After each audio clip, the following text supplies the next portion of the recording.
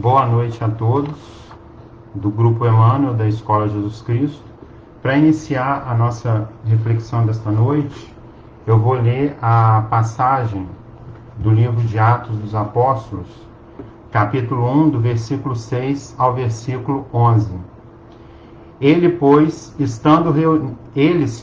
estando reunidos outra vez, perguntaram-lhe: Senhor, e agora? Porventura que recebestes o reino de Israel?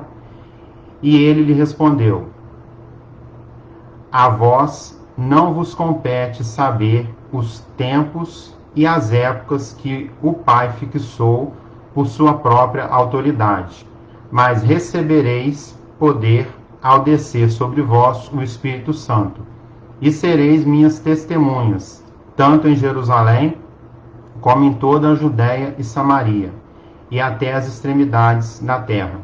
E tendo dito estas coisas, foi Jesus levado à vista deles, e uma nuvem o recebeu e ocultou aos seus olhos. E estando eles com os olhos fitos no céu, enquanto ele subia, eis que dois varões com vestiduras brancas se puseram ao lado deles e lhes perguntaram: Galileus, por que estáis olhando para os céus? Este Jesus que dentre vós foi recebido no céu, assim virá do modo como vistes ir para o céu. Vamos fazer a nossa oração, a nossa prece inicial. Mestre Jesus, Deus nosso Pai, Maria Santíssima, rogamos hoje pela proteção espiritual neste momento tão conturbado que a Terra está passando. Momento em que muitas pessoas dividem opiniões sobre a conduta a ser seguida. Que todos possam ser abençoados com vossas luzes, para que suas consciências possam observar a verdadeira conduta a ser seguida, aquela mais correta. Abençoe nosso estudo dessa noite, que assim seja. Então, a mensagem que a gente vai refletir hoje ela está no livro Caminho, Verdade e Vida. É a mensagem 10 de Emmanuel, que foi psicografada por Francisco Cândido Xavier, e ela é intitulada Mediunidade. E aí Emmanuel pega o seguinte versículo para discorrer sobre a mensagem dele. E nos últimos dias acontecerá, diz o Senhor, que do meu Espírito derramarei sobre toda a carne, os vossos filhos e os vossos filhos profetizarão, vossos mancebos terão visões e vossos velhos sonharão sonhos. E aí eu vou ler aqui a mensagem de Emmanuel e depois a gente faz nossos comentários aí a respeito da mensagem dele. No dia de Pentecostes, Jerusalém estava repleto de forasteiros, filhos da Mesopotâmia, da Frígia, da Líbia, do Egito, cretenses, árabes, partos e romanos, se aglomeravam na praça extensa, quando os discípulos humildes do Nazareno anunciaram a boa nova, atendendo a cada grupo da multidão em seu idioma particular.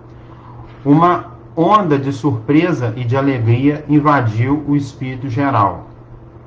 Não faltaram os céticos no divino concerto, atribuindo à loucura e à embriaguez a revelação observada. Simão Pedro, destacando-se, e esclarece que se trata da luz prometida pelos céus à escuridão da carne. Desde esse dia, as claridades do Pentecostes jorram sobre o mundo incessantemente. Até aí, os discípulos eram frágeis e indecisos, mas dessa hora em diante quebraram as influências do meio, curaram os doentes, levantam o espírito dos infortunados, falam aos reis da terra em nome do Senhor. O poder de Jesus se lhes comunicará às energias reduzidas. O poder de Jesus se lhes comunicara às energias reduzidas. Estabelecera-se a era da mediunidade, alicerce de todas as realizações do cristianismo, através dos séculos. Contra o influxo trabalham até hoje os prejuízos morais que avassalam os caminhos do homem, mas é sobre a mediunidade, gloriosa luz dos céus, oferecida às criaturas no Pentecostes, que se edificam as construções espirituais de todas as comunidades sinceras da doutrina do Cristo. E é ainda ela que dilata dos apóstolos do círculo de todos os homens, ressurge no espiritismo cristão contra a alma imortal do cristianismo redivivo. Então essa é a mensagem de Emmanuel, que a gente vai fazer alguns comentários, nós vamos fazer alguns comentários sobre ela. E a mensagem de Emmanuel, ela faz uma associação entre a profecia de Joel, no Antigo Testamento, que está no capítulo 2, no versículo 28, e a mediunidade, em particular, no dia de Pentecostes. A festa de Pentecostes tratava-se de uma espécie de ação de graças à colheita. Ela ocorria 50 dias após a Páscoa. Também foi nesta data, no dia de Pentecostes, da festa da colheita, que a lei mosaica foi outorgada no Monte Sinai. E no Novo Testamento, a festa de Pentecostes recebe mais um significado e passa a ser o dia da descida do Espírito Santo à Terra. Então, é uma data em que se comemora a festa da colheita, quando o pessoal na época colhia os primeiros frutos, e também comemoração à lei mosaica. E era um evento importante da época e reunia povos de todas as nações para a comemoração. Na ocasião, como nos traz Emmanuel, Jerusalém estava repleta de forasteiros, ou seja, repleto de visitantes de fora da cidade, e todos reunidos para as comemorações de Pentecostes. Foi quando ocorreu um evento mediúnico, o fenômeno mediúnico, caracterizado pelo Novo Testamento como a descida do Espírito Santo à Terra. A denominação de santo que encontramos na Bíblia, de acordo com Karl Schutter, é uma designação para espírito adiantado, de bondade, de amor e de sabedoria. Naquela ocasião, um espírito adiantado desceu sobre eles, desceu sobre Jerusalém, e por intermédio deste espírito, os discípulos de Jesus se comunicaram com as diferentes nações, com os diferentes povos, cada um falava uma língua, e eles conseguiram comunicar com essas pessoas na língua natal de cada uma delas. E todos se entendiam. Mas como tal evento pôde ocorrer? Como os discípulos puderam comunicar fluentemente com pessoas de outras nações, sem, naquela ocasião, compreender o idioma de cada uma daquelas nações? Porque eles estavam na condição de medianeiros, de benfeitores espirituais que ali estavam para cumprir uma promessa de Jesus. Na ocasião de sua ascensão, que foi a passagem que a gente leu no início, ele prometeu em poucos dias, quando ele subiu aos céus, ele prometeu em poucos dias batizar os seus discípulos com o Espírito Santo. Foi justamente a ocasião de Pentecostes o cumprimento da promessa de Jesus. E após serem batizados, como diz a mensagem de Emmanuel, os discípulos estão fortalecidos para propagar o cristianismo, quando ele diz o seguinte: Simão Pedro,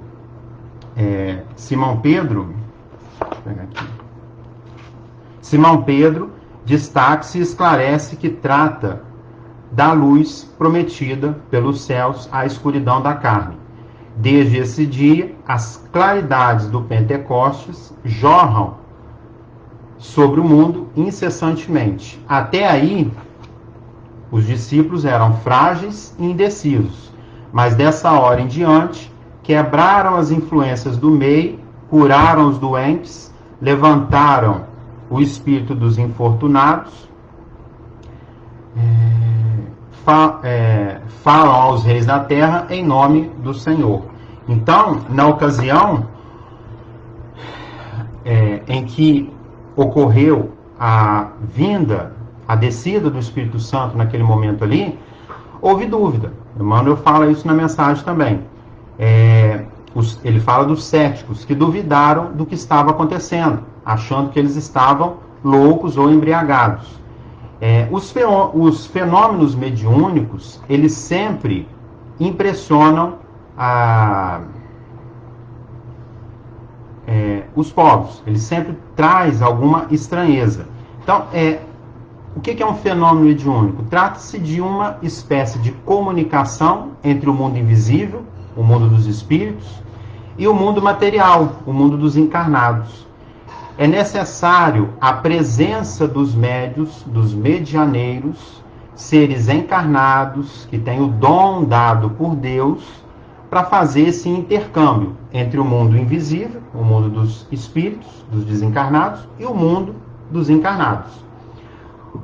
Os discípulos falaram com os diferentes povos no dia de Pentecostes na sua língua natal, porque eram instrumentos de intercâmbio entre o Espírito Santo e os presentes. Quem falava não eram os discípulos, mas sim o Espírito Santo. É o que acontece nas comunicações psicofônicas. O espírito se comunica utilizando o meio físico do médium, utilizando as cordas vocais do médium para emitir, através das cordas vocais, a fala e os pensamentos do espírito. O mediunidade não é prêmio. O medianeiro não foi contemplado com um prêmio. E não deve pensar que é uma pessoa importante só porque tem essa faculdade, este talento dado por Deus. É um talento que o medianeiro recebeu e deve utilizá-lo para o bem, para o benefício do próximo, para o bem do próximo. Não é para ser usado como forma de ganhar vantagem econômica, vantagem social. Jesus nos disse: de graça recebeste, de graça deveis dar. Está em Mateus, capítulo 10, versículo 8. O médium atrai para si bons ou maus espíritos, dependendo do seu comportamento. Todos nós temos mediunidade. Alguns têm a mediunidade desenvolvida, conseguem se comunicar com os espíritos. Outros não. Outros só servem, só sentem a manifestação desses espíritos, a influenciação desses espíritos. Mas todos somos médiuns. E todos nós, não só atraímos bons ou maus espíritos. Isso é uma questão de pensamento, uma questão de sintonia. Se a nossa sintonia e se o nosso pensamento são inferiores, nós vamos atrair seres inferiores. Do contrário, vamos atrair espíritos bons. Então, Pentecostes, assim como diversos outros acontecimentos na época de Jesus, são eventos puramente mediúnicos, de intercâmbio entre o mundo espiritual e o mundo físico. Mas qual a diferença entre as comunicações mediúnicas de Pentecostes e as comunicações mediúnicas de hoje, do nosso tempo de agora? Qual a diferença entre as comunicações mediúnicas na época de Kardec, de Chico, e as comunicações de hoje, do nosso tempo, de agora? No tempo de Pentecostes, era necessário o miraculoso para que as pessoas pudessem acreditar nas coisas de Deus. Se os discípulos simplesmente fossem batizados no Espírito Santo, talvez hoje não estaríamos falando de Pentecostes. Foi necessário a manifestação do Espírito Santo na forma de ruído, vento, luz, para que pudesse ficar registrado na história da humanidade um fenômeno deste gênero. A humanidade da época era incrédula e precisava do miraculoso para despertar a fé, para acreditar nas coisas de Deus. Na época de Kardec e Chico, as comunicações não foram miraculosas, como a de Pentecostes, porque não era isso que a humanidade necessitava. Nessa ocasião, a humanidade necessitava de esclarecimento sobre as leis de Deus, sobre o Evangelho de Jesus Cristo. E as comunicações de agora, do nosso tempo, elas são realizadas principalmente com o intuito de disciplinar o médium e também auxiliar os espíritos que sofrem no mundo invisível. Muitos desencarnam com raiva, com ódio, com desejo de vingança, apegado aos bens materiais, e chegam do outro lado completamente perturbados pelos distúrbios mentais provocados por esses sentimentos. A comunicação entre os espíritos que estão nesta condição é necessária para que eles possam ser esclarecidos sobre o mal que eles estão passando. A comunicação entre os espíritos é muito diferente da comunicação entre os encarnados. Aqui a gente está vendo um ao outro. A gente consegue enxergar, falar, comunicar. Agora com o espírito não. A gente não vê. A gente precisa de um médium para poder ver ou ouvir este espírito. E esses espíritos perturbados, eles não conseguem perceber a presença de espíritos mais esclarecidos que eles, por causa justamente do que a gente chama de padrão vibratório. Eles estão num padrão vibratório muito inferior devido aos vícios materiais que eles têm. E aí, os espíritos mais esclarecidos, eles estão num padrão vibratório melhor um pouco. Então, eles não conseguem se comunicar, eles não conseguem enxergar esses espíritos que chegam para auxiliar. Então, é necessário o quê?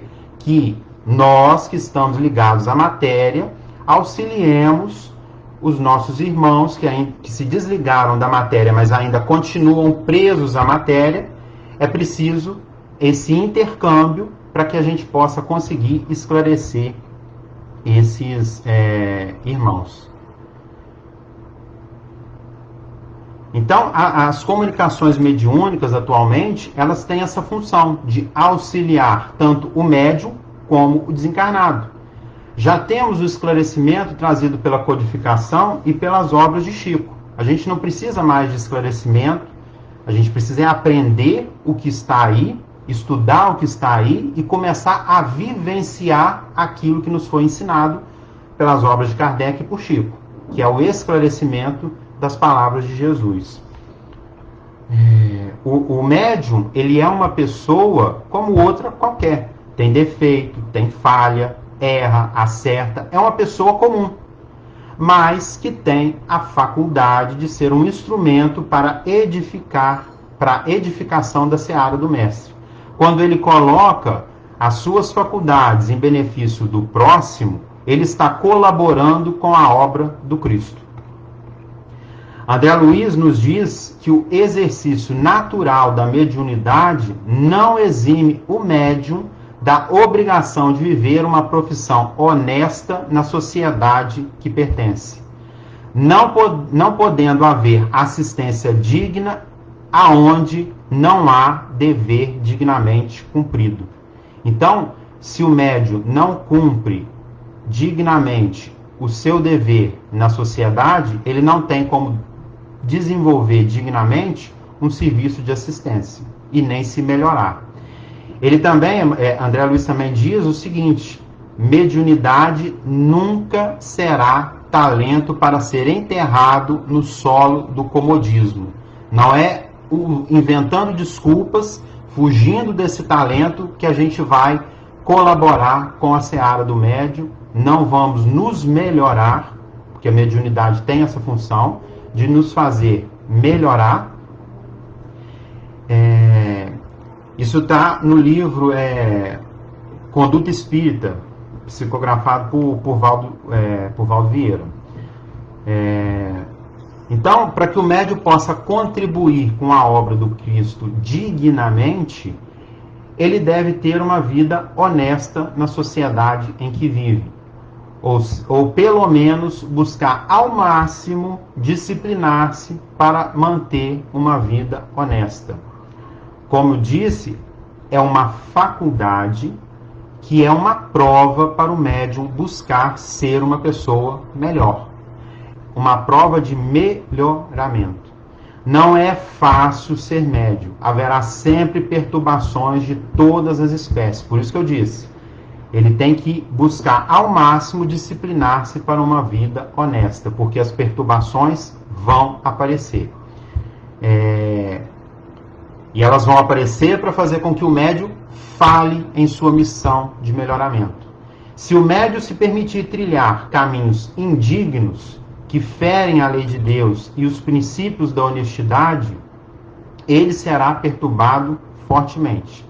Na verdade, ele já trilha este caminho que contraria as leis de Deus e os princípios da honestidade, porque ele está sendo perturbado. E aí esses espíritos inferiores que estão perturbando esse médium, eles vão se sentir vangloriados, eles vão se sentir vencedores quando vê a queda do médium.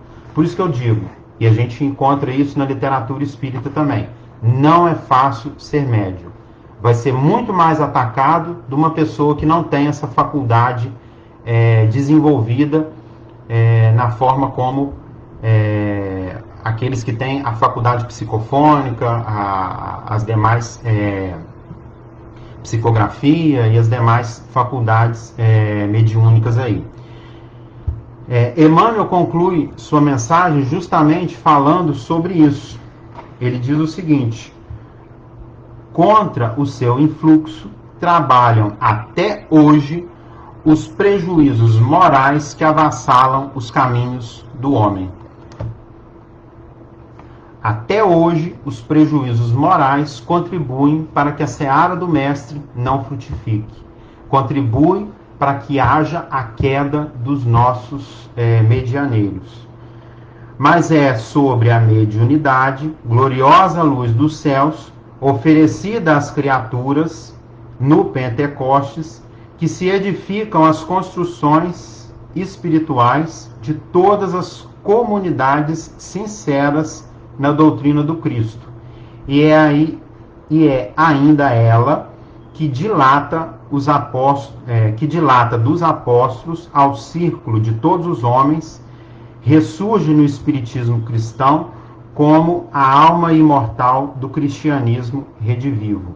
É justamente a função da mediunidade nos dias de hoje: colaborar com a comunicação entre os mundos, auxiliando aqueles espíritos que ainda sofrem a encontrar o caminho do bem. Eles sofrem não porque querem, mas porque deixaram os vícios da carne dominar suas mentes e os desviar do caminho do bem. E não conseguem sozinho encontrar a solução para o sofrimento que passam. Do outro lado. Por isso, é necessário o serviço de auxílio através dos médiuns. Que possamos enxergar a mediunidade como um meio de contribuir para a obra do Cristo. Vamos fazer a nossa prece de encerramento. Obrigado, Deus, nosso Pai, Jesus, nosso Mestre, pela oportunidade que temos de nos instruir sobre a seara do Divino Mestre. Que possamos ser mais conscientes da necessidade de seguir o mandamento que o Mestre nos ensinou: o de amar o próximo como ele nos amou e continua a nos amar, porque ainda hoje nos ama, pois nos disse que nunca abandonaria uma só de suas ovelhas. Então, Jesus, como ovelhas perdidas que somos, permita-nos que possamos ver a sua luz a nos guiar no caminho do bem. Que assim seja. Boa noite a todos e uma boa semana para nós.